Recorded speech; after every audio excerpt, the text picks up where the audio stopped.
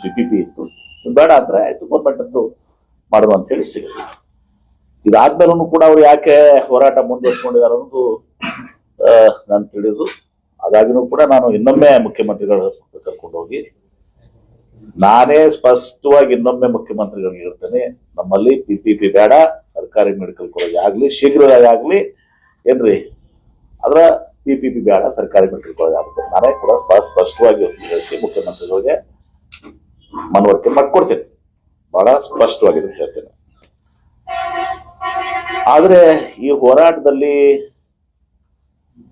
ಅನೇಕ ಮಂದಿ, ಎಲ್ಲರೂ ಅಲ್ಲ, ಕೆಲವು ಬಿಜೆಪಿ, ಎಲ್ಲ ಬಿಜೆಪಿ ಅವರಲ್ಲ, ಕೆಲವು ಬಿಜೆಪಿ ನಮ್ಮ ಜಿಲ್ಲೆಯ ಪುಡಾರಿಗಳು, ಗಿರಾಕಿಗಳು ಹೋಗಿ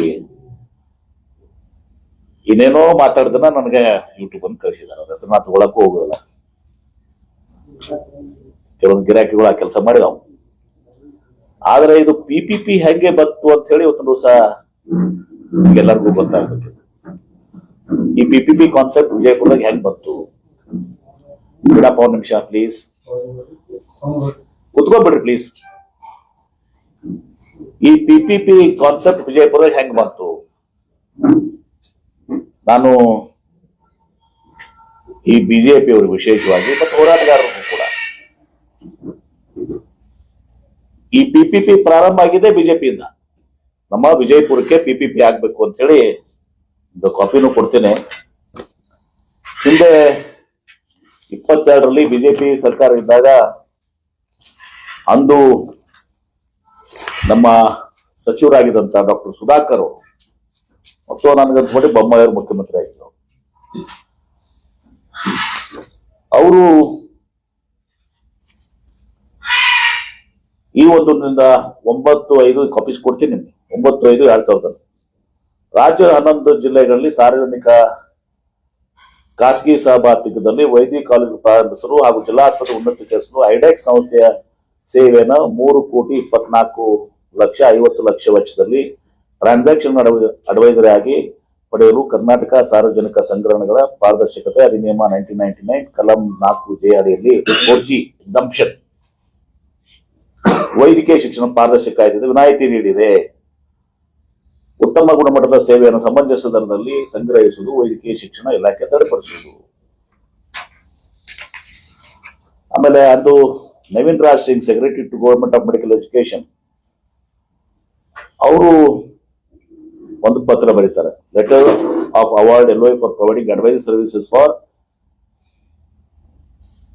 government of advice services for developing medical colleges and upgrading the district hospital 11 district of Karnataka under PPP network. ಅದೇ ಸೇಮ್ ಸಬ್ಜೆಕ್ಟ್. ಆಮೇಲೆ ಸದನದಲ್ಲಿ 12 ಸಲ ಉತ್ತರನ ಕೊಟ್ಟಿದ್ದಾರೆ. ಅದನ್ನ ಕಡೆ ಇದಾವೆ, ಅದನ್ನ ಹಾಜರುಪಡಿಸಕ್ಕೆ ಹೋಗೋದಲ್ಲ, ಸದನದ ಕಾಪಿ ನಾನು ಕೊಡ್ಲಿಕ್ಕೆ ಅದನ್ನ. ಮತ್ತು ಇತ್ತೀಚೆಗೆ ಮೊನ್ನೆ ಡಿಸೆಂಬರ್ 8, 2025 ಈಗ 15 ದಿವಸ ಇದೆ, 15 ದಿವಸ ಇದೆ, ಕೇಂದ್ರ ಸರ್ಕಾರ centre pushes PPP medical college nation wide 11 projects get nod under new funding model. India's push to expand medical school under the districts has entered a new center with the 11 private. ಅದೆಲ್ಲನೂ ಕೂಡ ಅದ್ರ ಬಗ್ಗೆ ಹಿಡಿದು ಆ copy ಕೊಡ್ತೀನಿ. ನಾನು ಹೇಳೋದು ಇಷ್ಟೇ, ಹೋರಾಟಗಾರರು ಅದು ಇಂಡಿಪೆಂಡೆಂಟ್. ಅದು ಈ ಬಿಜೆಪಿ ಅವ್ರು ಹೋಗೇನು ಅಲ್ಲಿ ಹೋಗಿ ಭಾಷಣ ಮಾಡ್ತದಲ್ಲ, ಇದನ್ನ ಹೋರಾಟಗಾರರು ಮೊದಲು ಅರ್ಥ ಮಾಡ್ಕೋಬೇಕು. ಮತ್ತೆ ಈ ಬಿಜೆಪಿದವ್ರದ್ದು ಕೊಡ್ತಾ ಗೊತ್ತಾಗ್ಬೇಕು ಇವ್ರಿಗೆ ಅಂತೇಳಿ ನಾನು ಈ ಪ್ರೆಸ್ ಕಾನ್ಫರೆನ್ಸ್ ಕರೆದಿದ್ದೀನಿ. ಇದೇನು ದೊಡ್ಡ ವಿಷಯ ಅಲ್ಲ. ಆದ್ರೆ ಈ PPP ಅನ್ನೋದು ಸ್ಟಾರ್ಟ್ ಆಗಿದ್ದೇ ಇವರಿಂದ 22ರಲ್ಲಿ. ಅವಾಗ ಯಾಕೆ ಇವ್ರು ಗೌರ್ಮೆಂಟ್ ಮಾಡ್ಬೇಕು ಅಂತ ಅನ್ಲಿಲ್ಲ? ಅದ್ರ ಇಬ್ಬರು ಪ್ರಶ್ನೆಗಳು ಕೂಡ ಕೇಳಿದಾರ, 2-3 ಜನ ಪ್ರಶ್ನೆಗಳು ಕೂಡ ಸಾಧಿಸೋದಲ್ಲ ಕೇಳಿದಾರೆ. ಮತ್ತೆ ಕೇಂದ್ರ ಸರ್ಕಾರ ನರೇಂದ್ರ ಮೋದಿ ಎಲ್ಲ privatisation PPP medical college, Narendra Modi ಅವರು ಅದಕ್ಕೊಂದು ಮಾಡೆಲ್ಲೇ ಮಾಡಿದ್ದಾರೆ PPPಗೆ. ಈ ಬಿಜೆಪಿ ಹೋಗುವಲ್ಲಿ ನರೇಂದ್ರ ಮೋದಿ ಅವ್ರಿಗೆ ಹೇಳ್ತಾರೆ PPP ಬೇಡ, ಗೌರ್ಮೆಂಟ್ ಆಗ್ಬೇಕು ದೇಶದಲ್ಲಿ ಅಂತ ಹೇಳ್ಬೇಕು. ನಾನು ಬಹಳ ನೇರವಾಗಿ ಒಂದು ಹೇಳ್ತೇನೆ, ಇದು PPP ವಿಜಯಪುರದಲ್ಲಿ ಮೆಡಿಕಲ್ ಕಾಲೇಜ್ ಹಾಕ್ಬೇಕು ಅನ್ನೋದನ್ನ ಕನಸಿನ ಕೂಸು ಯಾರ್ದಾದ್ರೆ ಅದು ಬಿಜೆಪಿ ಅವರು. ನಿನ್ನೆ ನಾನು ಕಿಡಿಪಿಯಲ್ಲೇ ಹೇಳ್ಬಿಟ್ಟೆ, ನೀವು ಅಷ್ಟೇ ಭಾಳ ಜನ ಹೋಗಿದ್ದೆ ಕಳ್ದೈತಿ ಇದ್ರಿ ಹೇಳಿದ್ನೆಲ್ಲೂ ನಮ್ಮ ಯಾರು ಕೇಶವ ಪ್ರಸಾದ್ ಮತ್ತು ರವಿಕುಮಾರ್ ಅಲ್ಲಿ ಇದ್ದಾಗ ಸಮಕ್ಷ ಹೇಳಿದೆ ಮಾಡಿದ್ ನೀವಪ್ಪ ಅಂತ ಹೇಳಿದೆ. ಆದ್ರೆ ಅದೇನೇ ಇರಲಿ, ಅಂದ್ರೆ ಜಸ್ಟ್ ಐ ಆಮ್ ಹೈಲೈಟಿಂಗ್, ಇದು ಬಿಜೆಪಿ ಅವ್ರದ್ದು ನರೇಂದ್ರ ಮೋದಿ ಅವ್ರ ಪಾಲಿಸಿ, ಸೆಂಟ್ರಲ್ ಗೌರ್ಮೆಂಟ್ ಪಾಲಿಸಿ ಅದಾಗೆಲ್ಲ ಹೇಳಿದಾರೆ. ಹೇಳಿ ಐಡಿಯಾಕ್ಕೆ ಕೊಟ್ಟು 4G ಎಕ್ಸಾಮ್ಷನ್ ತಗೊಂಡು ಎಲ್ಲಾ ಮಾಡಿರೋಂಥವ್ರು ಬಿಜೆಪಿ ಅವರು.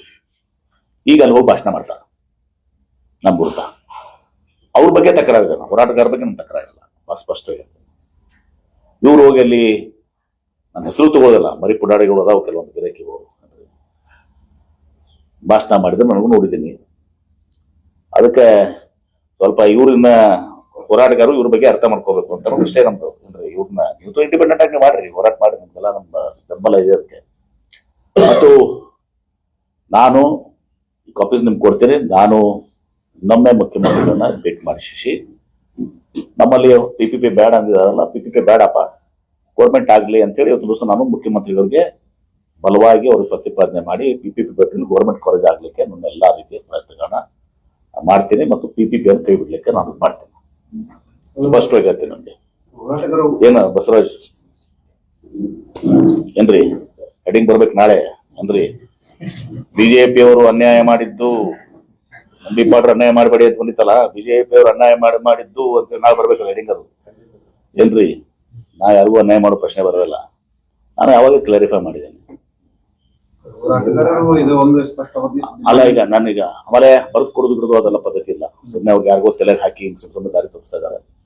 ಮುಖ್ಯಮಂತ್ರಿಗಳು ಹೇಳ್ತಾರೆ, ಸರ್ಕಾರ ಮುಖ್ಯಮಂತ್ರಿಗಳು ಹೇಳ್ತಾರೆ, ಆಯ್ತಪ್ಪ PPP ಮಾಡೋದಲ್ಲ, ನಾವು ಗೌರ್ಮೆಂಟೇ ಮಾಡ್ತೀವಿ, ಈ ವರ್ಷ ಆಗ್ಬೋದು, ಮುಂದಿನ ವರ್ಷ ಆಗ್ಬೋದು, ಒಟ್ಟ ಗೌರ್ಮೆಂಟ್ ಕಾಲೇಜ್ ಮಾಡಬೇಕು ಅಂತೇಳಿ ಇವ್ರು ಹೇಳ್ಯಾರ. 2 ವರ್ಷ ಹೋಗ್ಲಿ 10 ವರ್ಷ ಹೋಗ್ಲಿ ಅಂತೇಳಿ ಹೋರಾಟಗಾರ ಅವ್ರು ಬಂದಾಗ ಮತ್ತಿಲ್ಲಿ ಬಂದು ಮತ್ತಿಲ್ಲಿ ಇದು ಮಾಡ್ಯಾರ. ಆ ಹೋರಾಟಗಾರ ಬಗ್ಗೆ ನಾನೇನು ಮಾತಾಡಲ್ಲ, ಗೌರವ ಇದೆ, ಅವರು ಮಾಡ್ಲಿ. ಮುಂದೆ ಇನ್ನೊಮ್ಮೆ ಅವ್ರಿಗೆ ಸಮಾಧಾನ ಆಗಿಲ್ಲ ಅಲ್ಲಪ್ಪ ನಮ್ಮವ್ರದಾರ, ಆಯ್ತು ಇನ್ನೊಮ್ಮೆ ಮುಖ್ಯಮಂತ್ರಿಗಳ ಭೇಟಿ ಮಾಡಿಸಿ ಇವತ್ತು ದಿವಸ ಅವ್ರ, ಯಾಕಂದ್ರೆ ಅವತ್ತು ಸ್ವಲ್ಪ ಗಡಿಬಿಡಿಯಾಗಿ ಇದ್ರು, ಇಲ್ಲ ಅಂತಲ್ಲ. ಅವ್ರ ಮನೆಯವ್ರಿಗೆ ಇವತ್ತು ಹಾಸ್ಪಿಟಲ್ಗೆ ಅಡ್ಮಿಟ್ ಆಗಿದ್ದು, ಒಂದು ಮೀಟಿಂಗ್ ಇತ್ತು, ಆ ಮೀಟಿಂಗ್ ತರಾತುರಿಯಲ್ಲಿ ಇತ್ತು. ಇಂಥ ಒಂದು ಇದರಾಗೂ ಕೂಡ ಭೇಟಿ ಆಗಿದೆ, ಅದು ದೊಡ್ಡದವತ್ತು ದಿವಸ. ಹೀಗಾಗಿ ಇನ್ನೊಮ್ಮೆ ಭೇಟಿ ಮಾಡಿಸಿ ಮುಖ್ಯಮಂತ್ರಿಗಳಿಗೆ ನಾನು ಬಹಳ ಸ್ಪಷ್ಟವಾಗಿ ನೇರವಾಗಿ ಅವರೆಲ್ಲರ ಸಮಕ್ಷಮದಲ್ಲಿ ಒಂದು ಗೌರ್ಮೆಂಟ್ ಮೆಡಿಕಲ್ ಕಾಲೇಜ್ ಆಗಬೇಕು ಅಂತೇಳಿ ನಾನು ನನ್ನ ಎಲ್ಲಾ ರೀತಿಯ ಪ್ರಯತ್ನಗಳನ್ನ ಒತ್ತಾಯವನ್ನ ಮಾಡಿಸುವ ಮೂಲಕ ಇಲ್ಲಿ PPP ಮಾಡಿಕೊಡೋದಲ್ಲ, ಗೌರ್ಮೆಂಟೇ ಆಗ್ಬೇಕು. ಇವತ್ತಾಗ್ಲಿ, ನಾಳೆ ಆಗ್ಲಿ, ಎಂದರೆ ಆಗ್ಲಿ ಆಗ್ಬೇಕು ಅನ್ನೋ ವಿಷಯದಿಂದ ನಾನು ಎಲ್ಲಾ ರೀತಿಯಾಗಿ ಮಾಡ್ತೇನೆ.